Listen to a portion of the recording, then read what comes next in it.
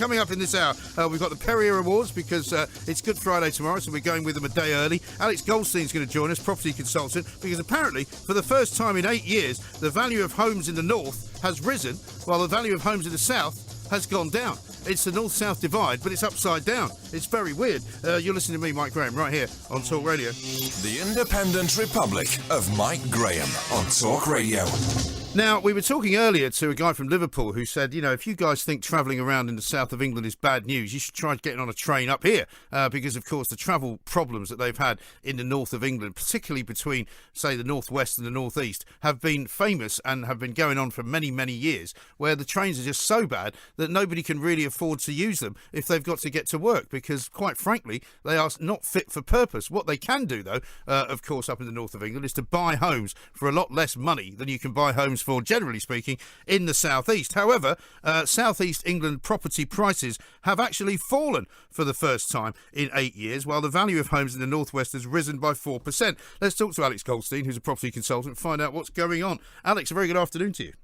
Good afternoon, Mike. Good to speak to you. Yeah, thanks for joining us. It's an interesting one, this, isn't it? Because for a long time, people have said, well, of course, we can't afford to buy property. You know, the millennials are all complaining that, you know, the problem with prices for houses in the southeast of England is prohibitive. But, you know, there have always been affordable properties in different parts of the country. And maybe now, finally, we're seeing property slightly correcting itself in the south. I think you're absolutely correct. I mean, in fairness, I think the southern and home counties market, it was overheated and something just needed to happen just to sort of temper it down.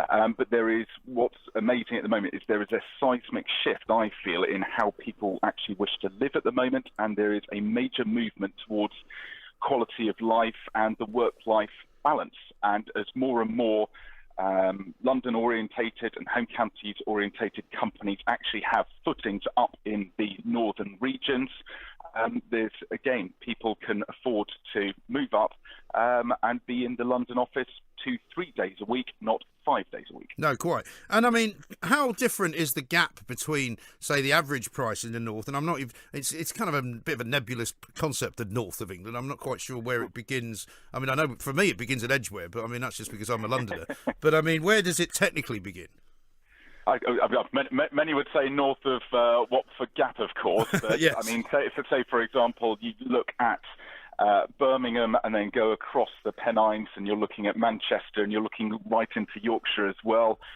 For example, Harrogate, Leeds at the moment is absolutely flying. You've got Channel 4 putting in their head office there, yes. Google, HMRC. These are significant legal and financial institutions, and they are sort of putting big footings down in these areas, and I think that's what's sort of driving the move on top of, as I said, there's a big work-lifestyle balance. Sure. And Leeds has always been a place where there's been quite a lot of money as well, hasn't it? There has, and again, you've got 2 hospitals in Leeds as well.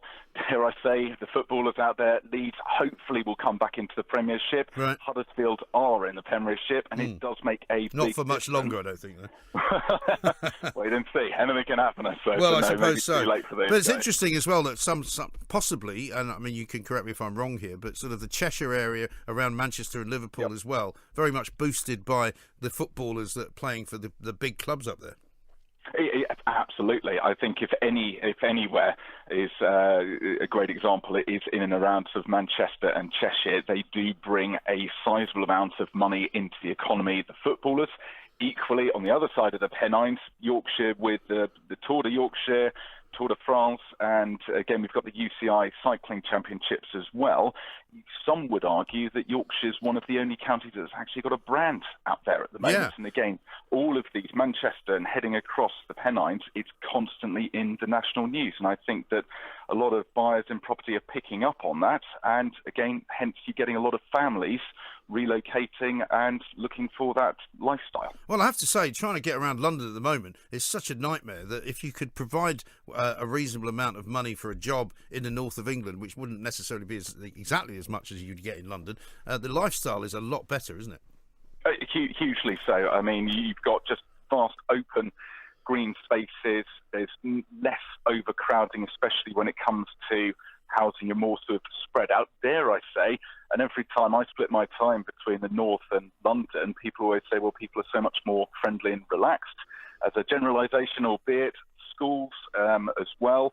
And as I said, you don't need to be in the office 5 days a week. You can be flexible working, work from home, go into the office when it's needed, and that helps both employees and employers in terms of costings. And I just see this as a very sizable shift in both how employment is working and indeed the property sector. Sure. And was there any sort of boost to Manchester and the Northwest when the BBC set up such a big outfit up in Salford, where Salford is now very much a big a draw for some media companies and all of that. But I went up to Salford a couple of years ago and it was sort of like a ghost town. There wasn't a lot going on. Yes, the big BBC place was there. Salford Theatre was there as well. But it didn't feel like a sort of a buzzing metropolis type thing.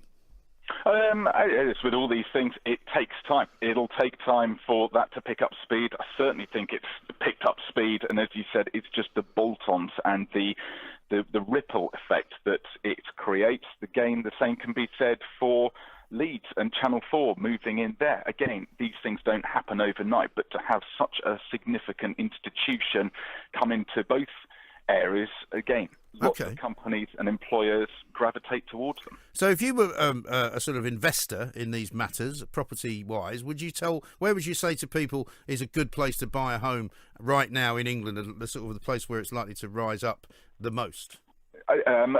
For me, at the moment, it's the areas that we've discussed. Yeah. I think across major parts of North Yorkshire, Leeds, Harrogate, Ilkley, as you've mentioned, sort of Manchester, Cheshire, there is a big push for urban or just outside of major town living at the moment. And I think if you are looking to invest, as indeed a lot of developers and investors are doing, they've long since moved out of London and they're looking towards the secondary cities in the UK because that's where you're going to see the most uplift. Right. And I mean, 1.8% down in the southeast overall. I mean, there's still quite a long way to go before anyone who hasn't got an awful lot of money will be able to afford to buy anything. There is, as I said, it needed correcting. We probably don't have time on today's show, but again, first-time buyers and that side of things, we have got a fairly significant range of issues here. I think the stamp duty that was introduced by George Osborne has had an impact and it's reduced prices, but we are a very long way from helping those trying to get on the first rungs of the property ladder. The homes that are being built aren't particularly good quality, I have to say, across the board. If you're looking at the significant developers out there, I don't think the banks lend particularly well and aren't prepared to take a view. There's just layers and layers of issues. I'd be happy to become the housing minister and try and sort all of this out. Right. Fascinating stuff. Alex, thank you very much indeed. Alex Goldstein, property consultant there, on the rise of prices in the north of England and the fall of prices for property in the southeast of England, which was happening for the first time in 8 years.